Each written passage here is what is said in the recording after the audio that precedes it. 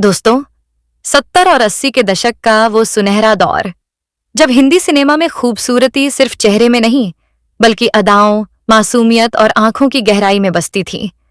उसी दौर में बॉलीवुड में एक ऐसी अभिनेत्री आई जिसकी मासूम मुस्कान, भोली सूरत और दिल को छू लेने वाली अदाओं ने पूरे हिंदुस्तान को अपना दीवाना बना दिया। छोटी छोटी आंखें, गुलाब की पंखुड़ी जैसे होंठ और ऐसा चेहरा जिसे देखकर लगता था जैसे खुद भगवान ने फुर्सत में बैठकर बनाया हो। लेकिन दोस्तों, किस्मत का खेल देखिए। जिस लड़की की मुस्कान लाखों दिलों को सुकून देती थी, उसकी अपनी जिंदगी में सुकून नाम की चीज ही नहीं थी। शोहरत मिली, नाम मिला, प्यार करने वाले करोड़ों मिले, लेकिन फिर भी उसकी जिंदगी दर्द, अकेलेपन और संघर्ष से भरी रही। आज की इस वीडियो में हम बात करने वाले हैं उस खूबसूरत अभिनेत्री की जिसे 70 और 80 के दशक में लोग अपनी आंखों का तारा कहते थे, लीना चंदावरकर की। आखिर कैसे एक साधारण लड़की बॉलीवुड की चमकती हुई स्टार बनी? क्यों उसकी जिंदगी में बार बार दुखों का साया आया? और कैसे उसकी जिंदगी में ऐसा मोड़ आया जिसने सब कुछ बदल दिया? जानने के लिए इस वीडियो को आखिर तक जरूर देखें। लीना चंदावरकर को 70 और 80 के दशक में जो स्टारडम मिला था, वह शायद ही किसी हीरोइन को मिला होगा। चेहरे पर मासूमियत, आंखों में सपने और अपनी अदाओं से अभिनेत्री लीना ने लाखों लोगों के दिलों में अपनी पहचान बना ली थी। लीना अपने द्वार की फिल्मों में छाई रहती थीं। बड़े बड़े हीरो उनके साथ फिल्म करना चाहते थे। लीना की खूबसूरती और उनका चांद सा चेहरा देखकर हर कोई सम्मोहित हो जाता था। अपनी शुरुआती फिल्मों में लीना एक चाइनीज गुड़िया की तरह लगती थीं। दर्शक भी इस चाइनीज खूबसूरती को बहुत पसंद करते थे। 29 अगस्त साल 1950 को लीना चंदावरकर का जन्म कोंकण मराठी परिवार में कर्नाटक के धारवाड़ में हुआ था। लीना के पिता श्रीनाथ चंदावरकर एक आर्मी अफसर थे। कम उम्र में ही लीना का झुकाव ग्लैमर इंडस्ट्री की तरफ होना शुरू हो गया था। जब लीना 15 साल की थीं, तभी उन्होंने हीरोइन बनने का सपना देख लिया था। लीना चंदावरकर ने चोरी छिपे टैलेंट हंट के लिए अप्लाई कर दिया और फ्रेश फेस ब्यूटी कॉन्टेस्ट में हिस्सा लिया। देश भर से कई लड़कियों ने इसमें हिस्सा लिया था और इस कंपटीशन में लीना ने दूसरा स्थान हासिल किया। इस कंपटीशन के बाद उन्हें लगातार कई बड़े प्रोजेक्ट मिलने लगे। मॉडलिंग करते हुए ही लीना को महज 18 साल की उम्र में कई कमर्शियल एड मिलने शुरू हो गए। कुछ फिल्मी लोगों से संपर्क होने के बाद लीना ने सुनील दत्त की फिल्म मसीहा, जो साल 1967 में आने वाली थी, उसके लिए ऑडिशन दिया और इस तरह उन्हें अपनी पहली फिल्म मिल गई। लेकिन फिल्म की शूटिंग शुरू होने से पहले ही यह फिल्म बंद हो गई। ऐसे में सुनील दत्त ने लीना चंदावरकर को अपनी दूसरी फिल्म मन का मीत में काम दे दिया। इस तरह साल 1968 में फिल्म मन का मीत रिलीज हुई और इस फिल्म से लीना रातों रात स्टार बन गईं। फिल्म मन का मीत में लीना को काफी अच्छा रिस्पॉन्स मिला। इसके बाद लीना को एक के बाद एक कई फिल्में ऑफर होने लगीं।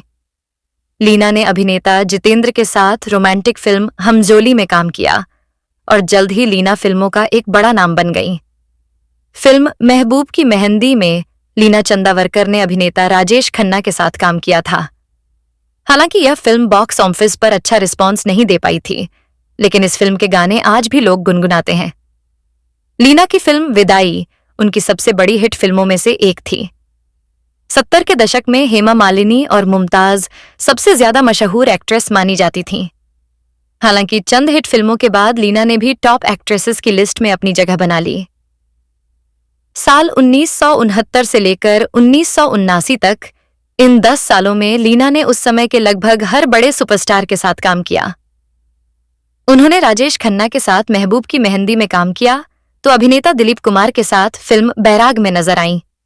वहीं अभिनेता जितेंद्र के साथ फिल्म हमजोली में उन्होंने शानदार काम किया। उन्होंने अभिनेता धर्मेंद्र के साथ भी 2 फिल्मों में काम किया। लीना चंदावरकर ने अभिनेता धर्मेंद्र के बारे में कुछ खास बातें भी कही थीं।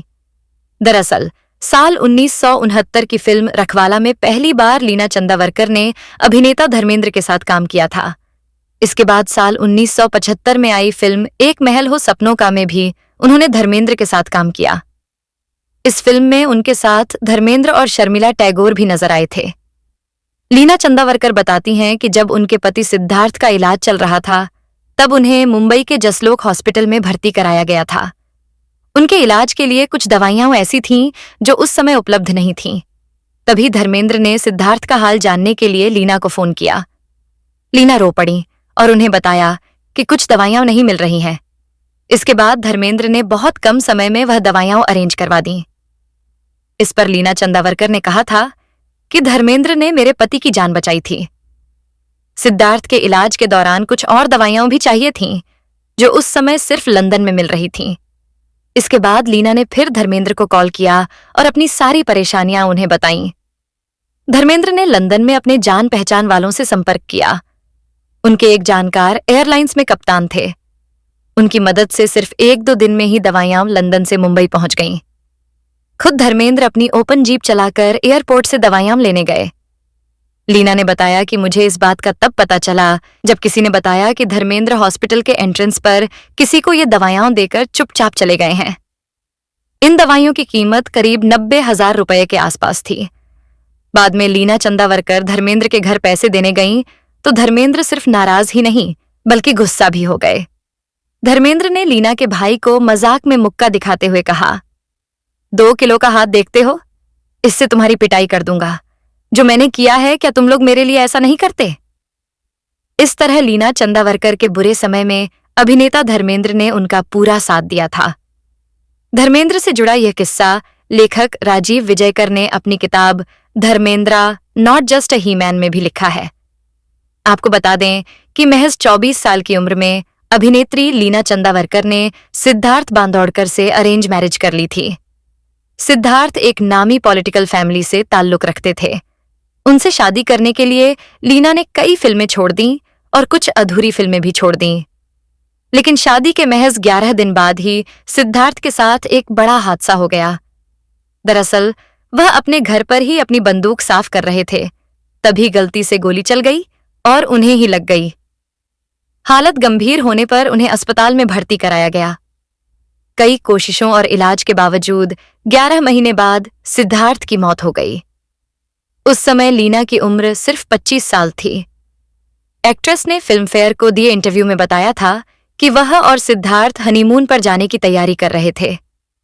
उसी दौरान सिद्धार्थ अपनी रिवॉल्वर साफ कर रहे थे कि अचानक वह गलती से चल गई और उन्हें गोली लग गई। कुछ समय बाद सिद्धार्थ को फिर से अस्पताल में भर्ती कराना पड़ा। लीना ने पति की मौत का दर्दनाक मंजर बताते हुए कहा था कि बहुत खून बह गया था, लेकिन दर्द के बावजूद सिद्धार्थ हिम्मत से डटे रहे। डॉक्टरों ने हमसे कहा था कि हम सिद्धार्थ के सामने न रोएं, क्योंकि वह पहले ही बहुत दर्द झेल रहे थे। उनका स्प्लीन निकाल दिया गया था, पैनक्रियाज में गोली लगी थी और वह हिस्सा पूरी तरह ठीक नहीं हो पाया था। उनके पूरे शरीर में जगह जगह ट्यूब लगी हुई थी। आखिरी दिनों में सिद्धार्थ वेंटिलेटर पर थे। उन्होंने डॉक्टर को इशारे से कहा कि वह मुझे बुलाए। वह बोल नहीं पा रहे थे, इसलिए कागज पर लिखकर ही मुझसे बात करते थे। एक दिन उन्होंने कागज पर लिखा था, मैं वापस आऊंगा।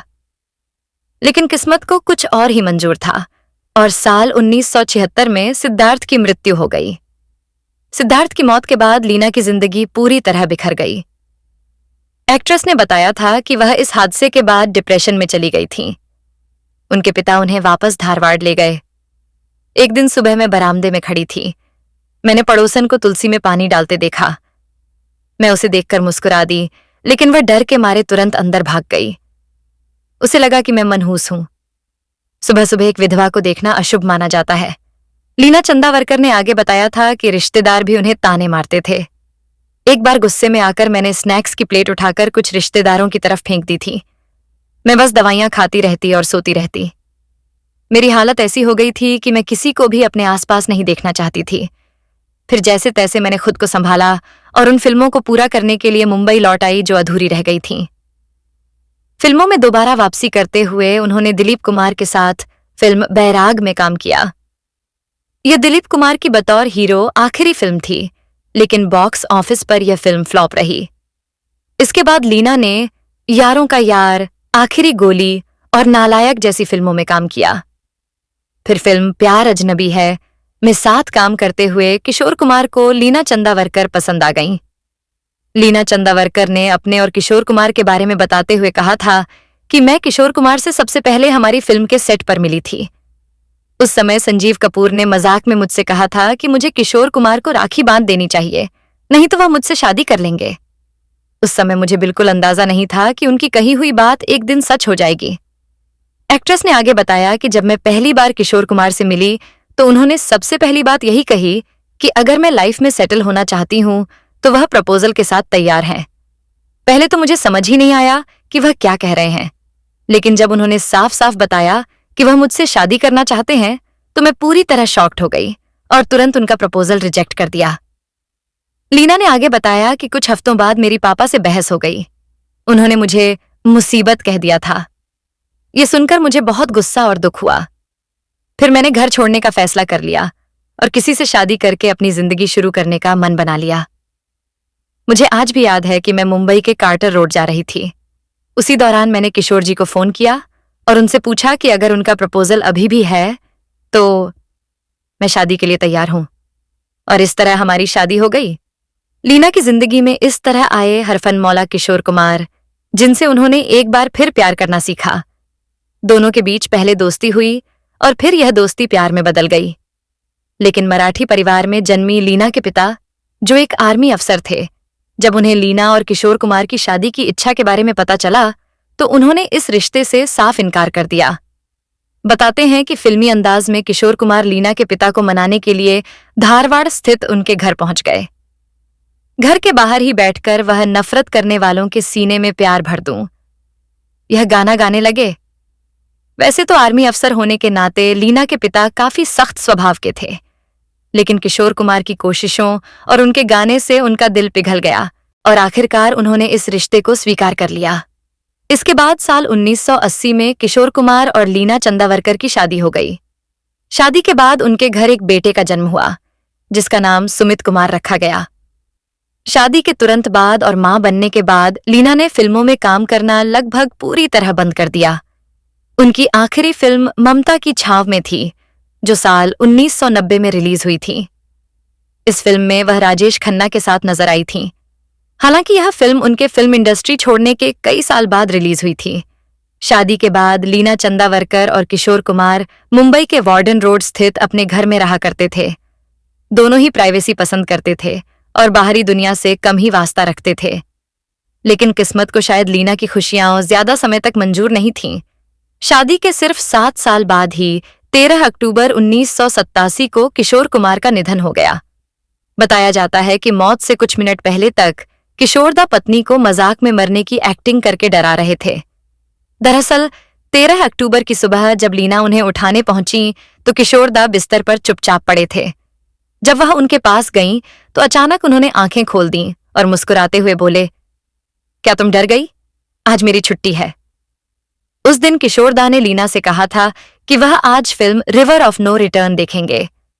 उस दिन उनकी कई मीटिंग्स भी तय थीं, लेकिन कुछ ही मिनट बाद वह दूसरे कमरे में गए और अचानक गिर पड़े। जैसे ही लीना कमरे में पहुंची तो किशोरदा ने उनसे कहा, मुझे बहुत कमजोरी लग रही है। घबराकर लीना तुरंत फोन की तरफ बढ़ी, लेकिन किशोरदा ने उन्हें रोक दिया और गुस्से में कहा, अगर तुम डॉक्टर को बुलाओगी तो मुझे हार्ट अटैक आ जाएगा। लीना को लगा कि वह हमेशा की तरह मजाक कर रहे हैं, लेकिन चंद सेकंड बाद ही उनकी धड़कन रुक गई और इस तरह सिर्फ 37 साल की उम्र में लीना चंदावरकर दूसरी बार विधवा हो गईं। किशोर कुमार की मौत के कुछ दिनों बाद लीना चंदावरकर किशोर कुमार की पहली पत्नी रूमा गुहा के बेटे अमित कुमार और रूमा गुहा के साथ रहने लगीं और आज भी वह उन्हीं के साथ सादगी भरी जिंदगी जी रही है। आपकी जानकारी के लिए बता दें कि लीना चंदावरकर के बेटे सुमित कुमार भी पेशे से अपने पिता की तरह एक गायक हैं। पिता की मृत्यु के बाद सुमित का पालन पोषण उनके सौतेले भाई अमित कुमार ने भी बहुत प्यार और जिम्मेदारी के साथ किया था। बता दें कि लीना चंदावरकर आज लगभग 76 साल की हो चुकी हैं और अपने बेटे सुमित तथा पूरे परिवार के साथ एक खुशहाल जिंदगी जी रही। दोस्तों, उम्मीद है कि अभिनेत्री लीना चंदावरकर से जुड़ी यह दिलचस्प और भावुक कहानी आपको जरूर पसंद आई होगी।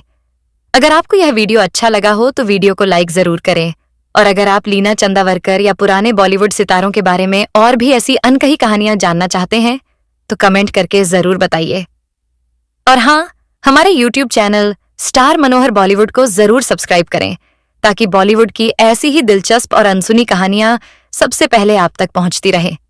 धन्यवाद दोस्तों, मिलते हैं अगली एक और नई और रोमांचक कहानी के साथ।